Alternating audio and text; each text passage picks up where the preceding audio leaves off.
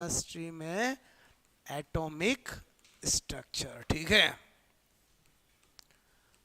परमाणु संरचना, ठीक है। हम क्या स्टडी कर रहे थे, बोलो एप्लीकेशन, ठीक है, ऑफ बोहर मॉडल, ठीक है, यानी बोहर मॉडल की अनुप्रयोग, ठीक है, के अनुप्रयोग, okay. Application of Bohr model, 4 application है। कक्षा की त्रिज्या, रेडियस ऑफ ऑर्बिट निकालना बताया, वेलोसिटी बताई इलेक्ट्रॉन की किसी कक्षा में, ऊर्जा बताई, क्लियर।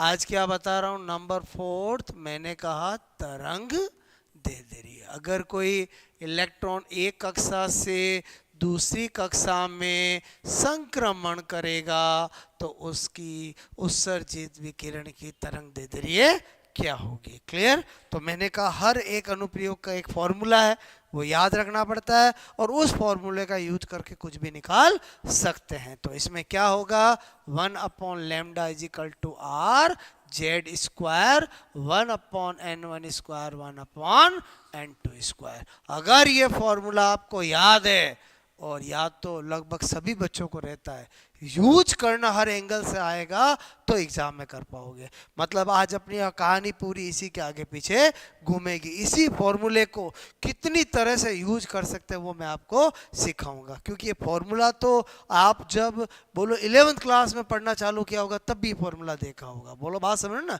बोलो एटॉमिक स्ट्रक्चर तो बचपन से अपन टॉपिक चालू हो ही जाता है, लेकिन इसका यूज कितना होता है वो मैं बताऊंगा। यहाँ बोलो आपका जेड तो क्या है, बोलो वही परमाणु क्रमांक, ठीक है।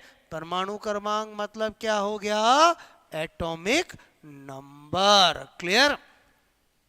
बोलो आर क्या है, रिडबर्ग कांस्टेंट, क्या है बोलो, रिडबर्ग नियतांक, ठीक है। क्या बोला मैंने, बोलो रिडबर्ग, बोलो रिडबर्ग, ठीक है, कांस्टेंट, ओके, कोई दिक्कत नहीं। बोलो आर का वैल्यू होता है 109,700 सेंटीमीटर इनवर्स, क्लियर, ओके। अब अपन बात करते हैं n1 n2। तो मैंने कहा n1 और n2 क्या है, सीधी सी बात ध्यान रखो, n1 का मतलब कक्षा की कम संख्या और n2 का मतलब कक्षा की ज्यादा संख्या, क्लियर। बोलो बात समझ में आए, यानी मैंने कहा कम कक्षा, ठीक है, कक्षा की कम संख्या, ठीक है। बोलो आपसे मैं कह रहा हूं लो ऑर्बिट, बोलो आपसे मैं कह रहा हूं लो ऑर्बिट, ठीक है, नंबर, ओके। और मैंने कहा यहाँ पर कक्षा, ठीक है, की उच्च संख्या, ठीक है, high orbit number, high orbit number, clear.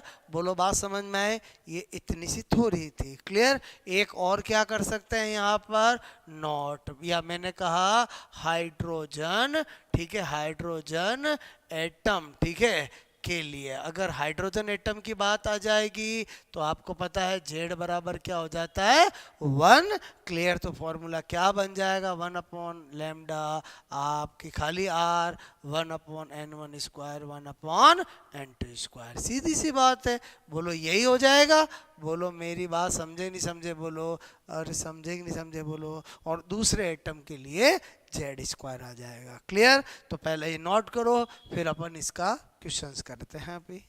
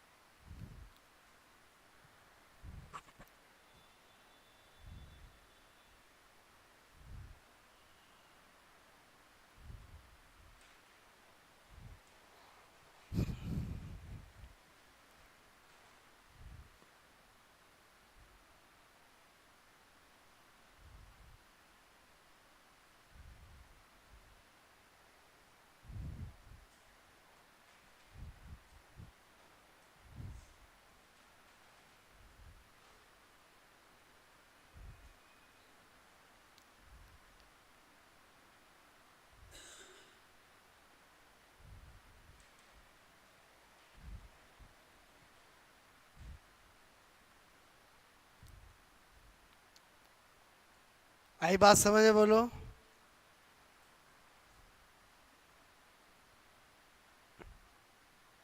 Okay, तो सबसे पहले एकदम सिंपल क्वेश्चन करें, बोलो बात समझ ना। ओके, फिर थोड़े अच्छे क्वेश्चन। क्लियर? सिंपल क्वेश्चन तो पहले ही एक बात समझ में आ गई, बोलो आपको ये और ये सेम ही है, बस हाइड्रोजन बोल दिया तो z इजिकल टू 1 आ गया, तो 1 का स्क्वायर 1 ही होगा, तो बोलो z हटा दिया मैंने। बोलो बात समझ में आए? ओके,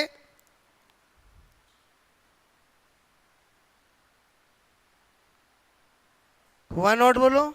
ओके, अब मैं क्या बता रहा हूं, एकदम सिंपल क्वेश्चन। सबसे पहले मैंने कहा हाइड्रोजन, ठीक है, हाइड्रोजन परमाणु, ठीक है, में इलेक्ट्रॉन फोर्थ कक्षा, ठीक है, बोलो फोर्थ कक्षा मतलब ऑर्बिट से फर्स्ट कक्षा, ठीक है, फर्स्ट कक्षा मतलब ऑर्बिट, ठीक है, में संक्रमण, ठीक है, संक्रमण मतलब ट्रांजिशन, ठीक है, ट्रांजिशन करता है, ठीक है, करता है, तो संबंधित, संबंधित बोलो तरंग दे दे रही है, ठीक है, तरंग दे दे रही है होगी। क्लियर?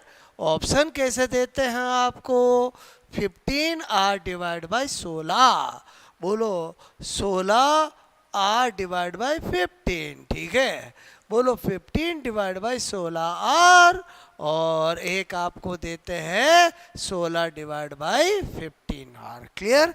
बोलो ये आपको ऑप्शन मिले। क्लियर?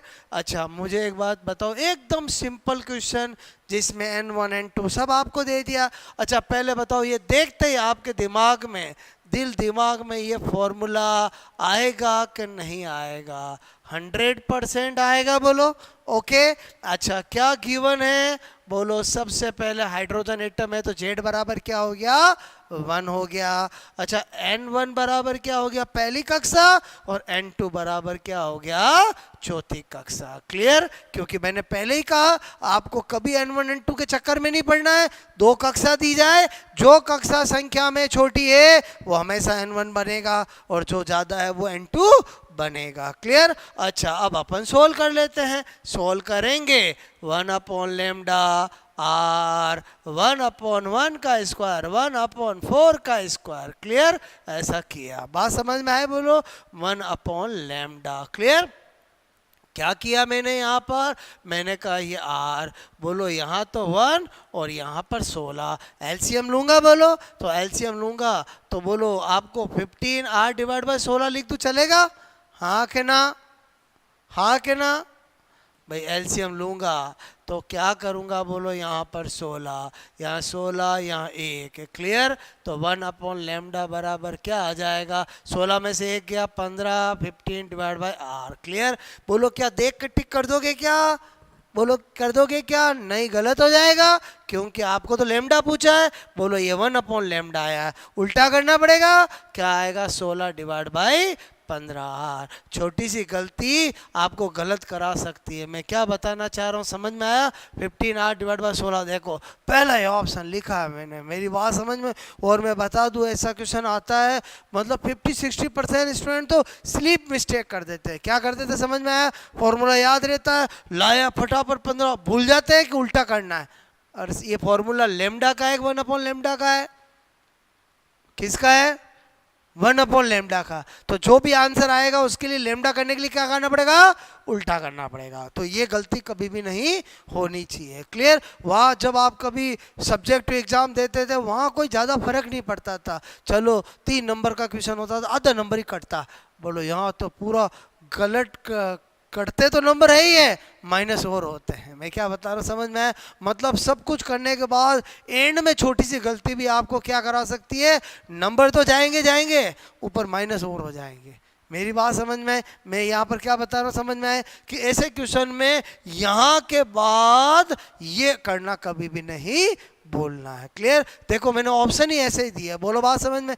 तो बताओ आंसर क्या होगा? 16 डिवाइड बाई 15r। पहले बताओ ये क्वेश्चन समझ में आया? बोलो। ये तो एकदम सरल क्वेश्चन था। मैं सरल क्यों बोल रहा हूँ? क्योंकि इसमें एग्जामिनर n1 n2 सब कुछ तो दे दिया उसने, खाली करना क्या था? कैलकुलेशन। n1 n2 वो डायरेक्ट नहीं दे और कुछ इंफॉर्मेशन दे, N1 N2 पता लगाकर अपन क्वेश्चन करेंगे, वो और अच्छे क्वेश्चन बनेंगे। क्लियर? तो पहले ये नोट करो।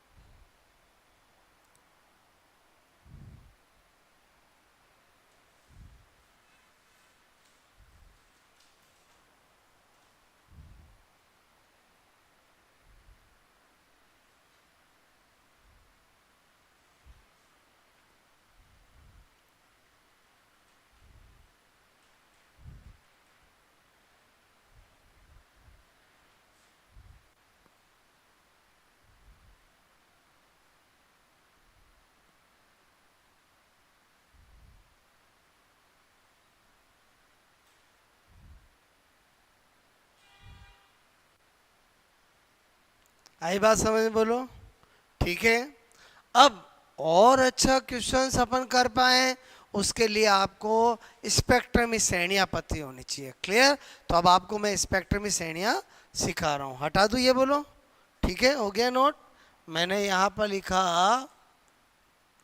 स्पेक्ट्रम की श्रेणियां। ठीक है, स्पेक्ट्रम में, ठीक है, स्पेक्ट्रम सीरीज। ओके, देखो पूरा चार्ट बना रहे हैं, इधर ध्यान दो। यहाँ पर लिख रहा हूँ स्पेक्ट्रम की श्रेणी का नाम, नेम ऑफ स्पेक्ट्रम सीरीज। यहाँ पर N1, यहाँ पर N2, यहाँ पर दृश्यता। ठीक है, दृश्यता का मतलब होता है विजिबिलिटी। ठीक है, देखो बचपन से पढ़ा है, पहली श्रेणी कौन सी होती है? लाइमन। कौन सी होती है? लाइमन। इसके लिए N1 क्या होता है? 1। तो N2 क्या होता है? 2, 3, 4 सोन। ठीक है, इसकी दृश्यता किस में होती है? UV light. यूवी का मतलब क्या होता है? पैराबैंगनी। ठीक है, प्रकाश, अल्ट्रा वायलेट। बोलो बस, यूवी का नाम सुनते हो? बोलो यूवी। क्लियर? अच्छा, मैंने कहा नंबर 2। क्लियर? नंबर 2, लाइमन के बाद किसका नंबर आता है? बामर का। ठीक है, बामर में N1 क्या है? 2 है, तो N2 क्या होगा? 3, 4, 5 सो ऑन। इसकी किस में होती है? बोलो विजिबल लाइट। ठीक है, विजिबल लाइट। विजिबल लाइट का मतलब क्या होता है? दृश्य प्रकाश। क्लियर? अच्छा, उसके बाद आपसे मैं कहूँ नंबर 3, लाइमन मामर के पास किसका नंबर आता है? पास्चन का। ठीक है, बोलो ये 3 तो ये क्या हुआ? 4 5 6 सो ऑन। ये किस में होती है? बोलो इंफ्रा रेड। बोलो अवरक्त प्रकाश में। अवरक्त, ठीक है, प्रकाश। बात समझ में आई? बोलो। अच्छा, उसके बाद लाइमन कर दिया, बामर कर दिया, पास्चन कर दिया, फिर किसका नंबर आता है? ब्रैकेट। किसका नंबर आता है? ब्रैकेट का। ये 4 तो ये 5 6 7 सो ऑन।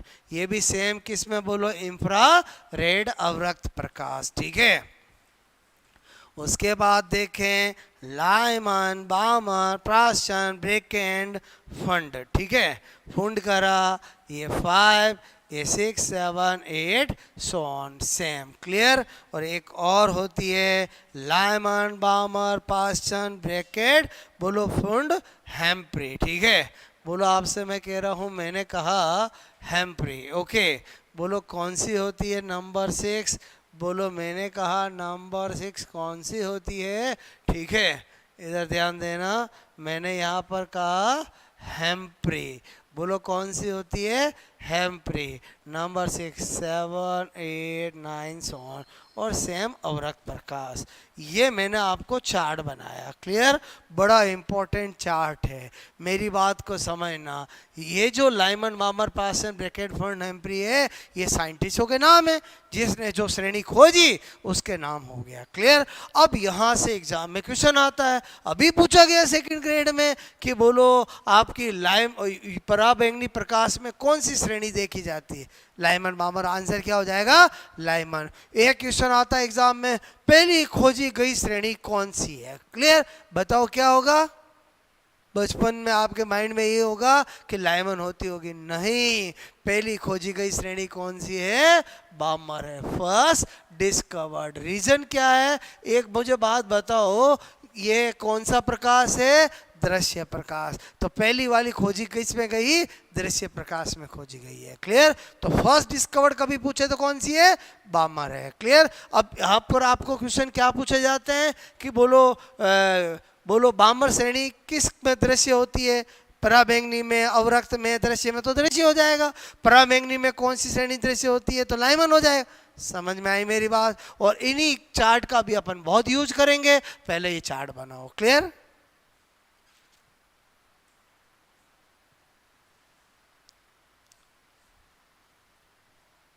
इंग्लिश में सेम है, लाइमन को लाइमन, बामर, पास्चन, ब्रैकेट, फंड और हैम्प्री। ठीक है, इसके लिए मैं एल वर्ड यूज कर सकता हूँ, इसके लिए बी ए, इसके लिए पास्चन, इसके लिए ब्रैकेट, इसके लिए फंड और इसके लिए हैम्प्री। ठीक है,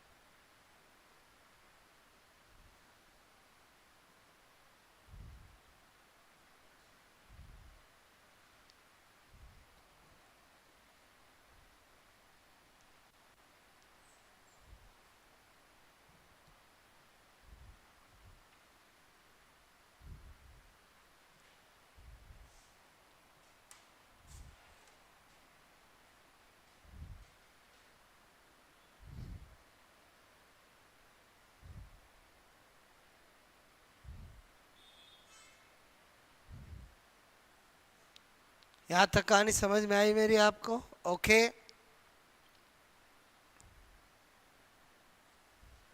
हुआ नोट? ठीक है। अच्छा, अब आपको मैंने क्या बताया, हर कक्षा हर कोर्स एक ऊर्जा स्तर भी होता है। बताया मैंने आपको कि पहली कक्षा को पहला ऊर्जा स्तर भी बोल सकता हूँ, दूसरी कक्षा को दूसरा स्तर से भी बोल सकता हूँ। तो हम क्या करेंगे, अब एक डायग्राम बनाएंगे। ठीक है, ये आपको समझ में आया? बोलो आपको इसमें जो थ्योरेटिकल क्वेश्चन बनते हैं वो दे सकते हो, आंसर पूछे गए एग्जामों में, कभी ये देकर ये पूछते हैं, कभी ये देके ये पूछते हैं। क्लियर? ओके, हुआ? अब देखो मैं क्या बताना चाह रहा हूँ, मेरी बात को समझना। बचपन से आपने पढ़ा, मैं दो डायग्राम बना रहा हूँ। बचपन से आपने किताबों में क्या पढ़ा, इधर ध्यान देना। बोलो आपने पढ़ा है ऐसे, ठीक है? बोलो ऐसे पढ़ा है। ओके, मेरी बात को समझना। ये बोलो पहली कक्षा, ये दूसरी कक्षा, ये तीसरी कक्षा, ये चौथी कक्षा, ये पांच, अरे अरे अरे अरे अरे अरे अरे अरे अरे, ठीक है, ये पांचवी कक्षा, ऐसे पढ़ा ना? ठीक है, मेरी बात को समझना। अब कोई भी इलेक्ट्रॉन दूसरी कक्षा से पहली कक्षा में आए तो ही भी लाइमन श्रेणी बनेगा। बोलो तीसरी से पहली में आए तो लाइमन लाइमन लाइमन, ऐसे होता था। क्लियर? ये सब लाइमन हो गई, ये लाइमन 1, ये लाइमन 2, ये लाइमन 3, ये लाइमन 4। क्लियर? अच्छा, कोई तीसरी से दूसरी में आए तो बोलो बामर 1 हो गई, बोलो चौथी से दूसरी में आए तो बामर 2 हो गए। क्लियर? बोलो बात समझ में? अब इसी डायग्राम को मैं आपको दूसरी तरीके से बना रहा हूं। मैंने कहा यार बोर कहता है हर कक्षा एक ऊर्जा स्तर होता है। क्लियर? इसका मतलब हम एकदम इजी तरीका बना लेते हैं। बोलो मैं क्या कर रहा हूं, इधर ध्यान से समझना। मैं क्या कर रहा हूं यहाँ पर, मैंने कहा यार यहाँ से तो बहुत अच्छे से समझ में आएगा। n बराबर 1, n बराबर 2, n बराबर 3, n बराबर 4, n बराबर 5, n बराबर 6 और n बराबर 7। ठीक है? बोलो मैंने किया। अब मैंने कहा अगर कोई इलेक्ट्रॉन दूसरी से पहली में आएगा तो भी लाइमन श्रेणी, बोलो तीसरी से पहली में आएगा तो भी लाइमन श्रेणी। इसका मतलब ये मैं जितने भी बना रहा हूँ वो सब के सब क्या कहलाएगी, आप कहोगे लाइमन श्रेणी की रेखाएं कहलाएगी। किसकी रेखाएं कहलाएगी? लाइमन श्रेणी की। क्लियर? ये मैं जितनी भी बना रहा हूँ वो सब किसकी कहलाएगी? बामर श्रेणी की रेखाएं कहलाएगी। क्लियर? मतलब उसे यहाँ ज़्यादा समझ में आता अच्छे से। ये जो भी मैं यहाँ पर करूँगा ये किसकी रेखाएं कहलाएगी? बोलो पाश्चन की कहलाएगी। क्लियर? मैं ये जो भी कर रहा हूँ वो बोलो किसकी कहलाएगी? ब्रैकेट की कहलाएगी। बोलो बात समझ में? यहाँ पर बोलो अगर मैं आपसे कहूँ ओके ओके, मैंने कहा ये बोलो ऐसे बनाऊं ऐसे बनाऊं। ठीक है, मेरी बात समझ में आए? अच्छा, ये सब किसकी है? लाइमन की है। अच्छा, इसको जरा पढ़ना, ये क्या है? आप कहोगे सर ये L1 है। L1 का मतलब क्या है? सर लाइमन बोलो श्रेणी बोलो की बोलो क्या है? बोलो प्रथम रेखा, first line of Lyman series. Clear? अच्छा, एक बार लिख दिया तो ये दूसरी, ये तीसरी, चौथी समझ में आ गया? अच्छा, इसका मतलब ये सारी की सारी कौन सी रेखाएं हैं? आप कहोगे सर लाइमन श्रेणी बोलो की रेखाएं। ठीक है, लाइंस ऑफ लाइमन श्रेणी। ठीक है, रेखाएं। एक को मैंने लिख दिया प्रथम रेखा तो द्वितीय तृतीय समझ गए। अच्छा, अब मुझे बताओ ये किसकी, खाली इतना लिख दूं बामर श्रेणी बोलो की रेखाएं। समझ जाओगे? बोलो अगर मैं कहूँ ये किसकी हो गई? बोलो लाइमन पाश्चन श्रेणी की रेखाएं। क्लियर? स्मार्ट बनना हमेशा। लाइमन बामर पाश्चन ये किसकी हो गई? बोलो ब्रैकेट। बोलो ऐसा कर रहा हूँ, समझ गए? बोलो और ये किसकी हो गई? बोलो आप कहोगे फ्रंट श्रेणी की। और ये किसकी हो गई? हेम्प्री। बोलो किसकी हो गई? हेम्प्री श्रेणी की रेखा है। पहले बताओ बात समझ में आई? बोलो ओके। अब यहाँ हमने ये क्यों बनाया? एग्जाम में अगर आ जाए लाइमन श्रेणी की प्रथम रेखा की तरंग दैर्ध्य क्या होगी? बताओ, इतने ही बोलते n1 n2 फिक्स हो गया। n1 तो लाइमन आते ही 1 हो गया और प्रथम रेखा का मतलब n2 क्या हो गया? 2 2 हो गया। मैं क्या बताना चाह रहा हूँ समझ में आया? मतलब मैंने जो अभी शुरुआत करी थी वापस वहीं लेके आने वाला हूँ, केवल मुझे और अच्छे क्वेश्चन कराने के लिए आपको पहले ये बताना पड़ा। क्लियर? पहले ये नोट करोगे। पहले बताओ ये दोनों सेम है कि अलग है? सेम है। बोलो बात समझ में? इससे हमें ज़्यादा अच्छे से समझ में आता है। क्लियर? तो ये तो बचपन वाला जो आपने किताबों में पढ़ा है। क्लियर? ये मैंने आपको इस सिंपल तरीके से कंपटीशन के हिसाब से बताया है।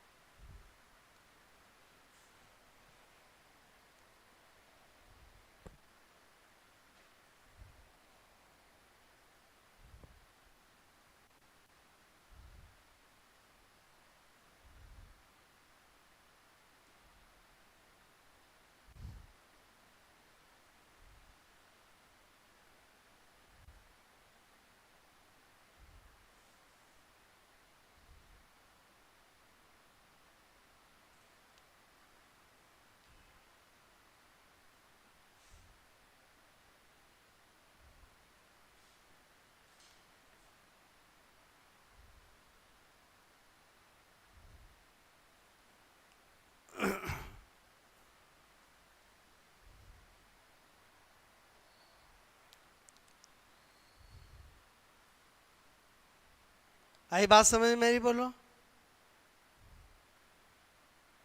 किया नोट? ये बोलो ठीक है।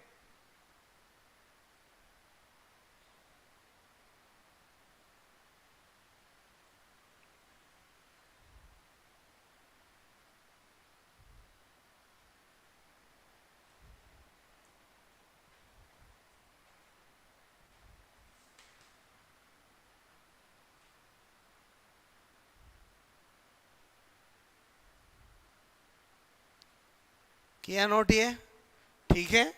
ओके, अब मैं क्या सिखा रहा हूं देखो। मैंने कहा स्पेक्ट्रमी रेखाओं की कुल संख्या। ठीक है, अब क्या होता है? Total number of spectrum lines. ठीक है, टोटल नंबर ऑफ स्पेक्ट्रमी लाइंस, इसका क्वेश्चन आता है। ठीक है, और वास्तविकता में निकालने के लिए बड़े फॉर्मूले होते हैं।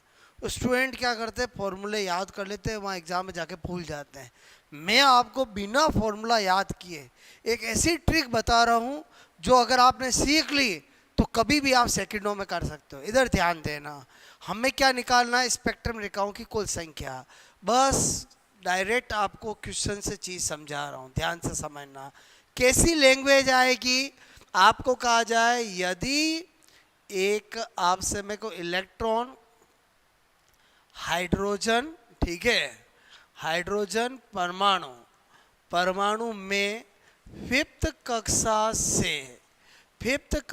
से फर्स्ट कक्षा में, फिफ्थ कक्षा से फर्स्ट कक्षा, कक्षा मतलब ऑर्बिट, ठीक है, में एक से अधिक पदों में संक्रमण, ठीक है, करता हुआ आता है तो कुल, ठीक है, स्पेक्ट्रमी रेखाओं की संख्या होगी। देखो दोस्तों, ध्यान से समझना मेरी बात को।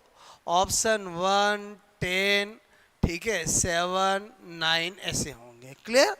अब क्या होता है, अगर इस क्वेश्चन में ये लाइन नहीं होती, मेरी बात को समझना, खाली ये होता है कि एक इलेक्ट्रॉन हाइड्रोजन परमाणु में फिफ्थ से पहली कक्षा में आ रहा है, स्पेक्ट्रम रेखा एक ही बनती, और बोलो समझे ना।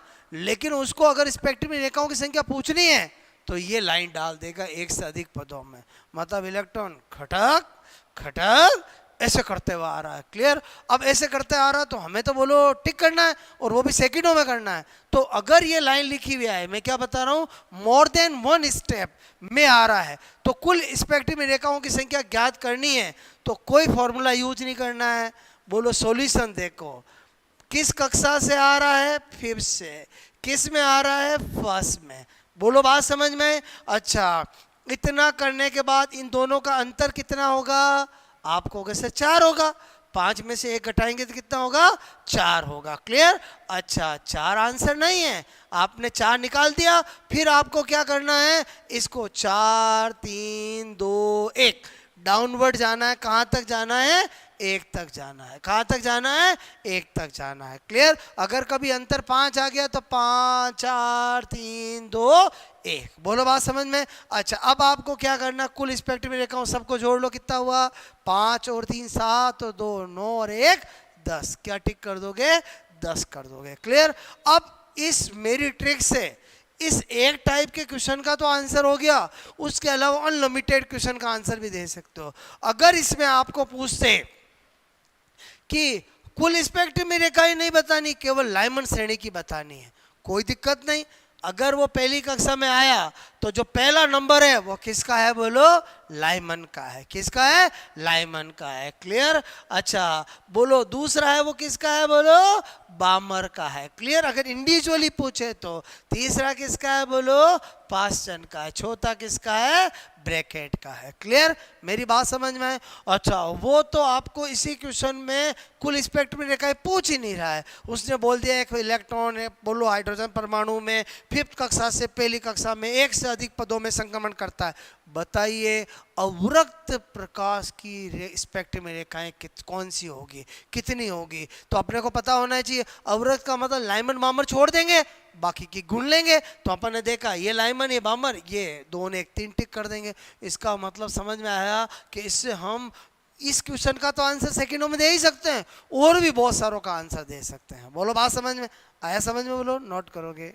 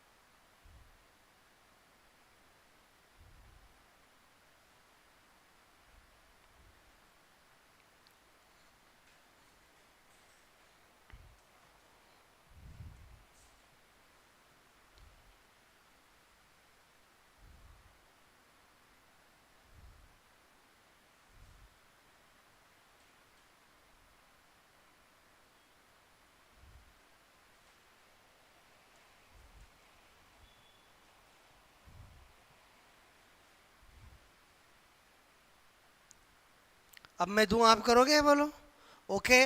लेकिन मैं एक एक क्वेश्चन में आपको बहुत सारी चीज़ें पूछूंगा।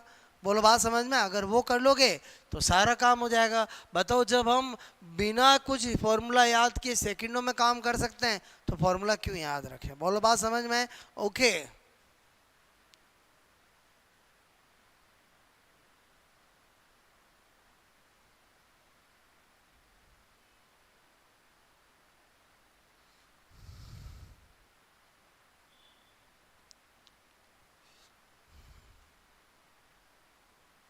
क्वेश्चन नंबर 2 पूछूं?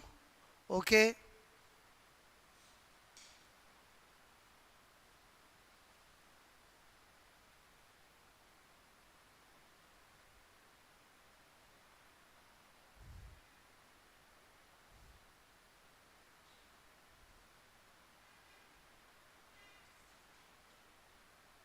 हो गया? इधर देखो, क्वेश्चन नंबर 2। अब आपका नंबर है, ठीक है। मैंने कहा एक इलेक्ट्रॉन हाइड्रोजन एटम में 7th कक्षा से सेकंड कक्षा में एक से अधिक पदों में, मतलब मोर देन वन स्टेप, ठीक है, इंग्लिश में। ओके, एक से अधिक पदों में, ठीक है, संक्रमण करता, ठीक है, तो तो ज्ञात करो, फाइंड आउट, ठीक है। नंबर 1, कुल स्पेक्ट्रमी रेखाओं की संख्या, ठीक है। पहला है टोटल स्पेक्ट्रम लाइंस, ठीक है। दूसरा Lyman, Balmer, Paschen, Brackett, Pfund and Humphrey, ठीक है, श्रेणी की रेखाओं की संख्या, ठीक है। नंबर 3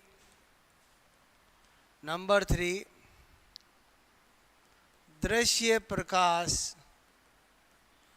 से संबंधित स्पेक्ट्रमी रेखाओं की संख्या। नंबर 4 अवरक्त प्रकाश इंफ्रारेड से संबंधित स्पेक्ट्रम रेखाओं की संख्या। 4 क्वेश्चन मैंने पूछे, एग्जाम में तो एक ही आएगा। हम सीख रहे इसलिए मैंने कितने दिए आपको? 4 दिए हैं, ठीक है।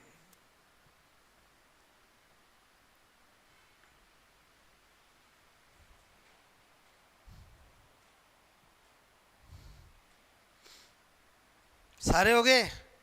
सेकंडों का काम है। एग्जाम में तो कोई भी एक चीज ही पूछेंगे आपको, ठीक है। ये मैं सिखा रहा हूं इसलिए आपको इतनी सारी चीजें पूछ रहा हूं। क्लियर? देखते हैं सही हुआ कि गलत हुआ।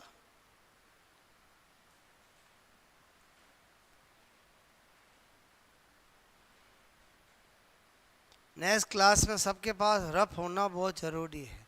बोलो बात समझना, आपके पास फिजिक्स, केमिस्ट्री, बायोलॉजी के अलावा एक रफ रजिस्टर रोज लेके आना है। बोलो बात, जब घर पे भी पढ़ते हो ना तो भी रफ रजिस्टर जरूरी है। बोलो बात समझो ना? ओके।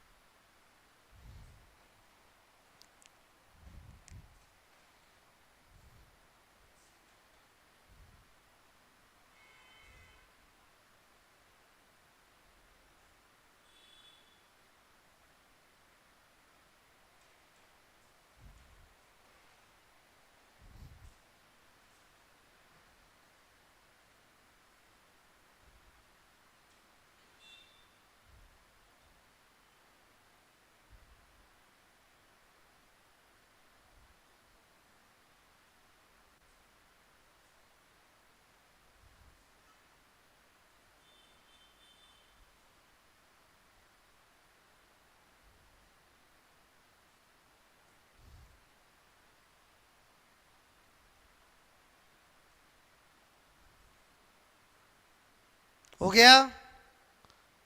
ओके, बताऊं मैं? चेक करना आप, ठीक है? गलत है कि सही है?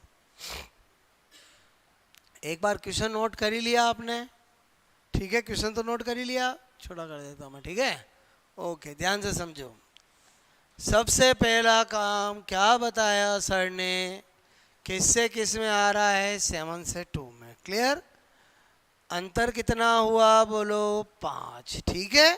फिर क्या करना है, 5 4 3 2 1।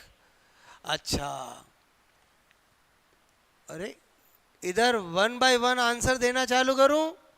पहला क्वेश्चन का आंसर 5 + 4 9, 9 + 3 12, 12 + 2 14 + 1 15। पहला आंसर सबका 15 आया कि नहीं आया बोलो? Okay, very good. फिर क्या पूछा, लाइमन बामर पास्चन ब्रैकेट।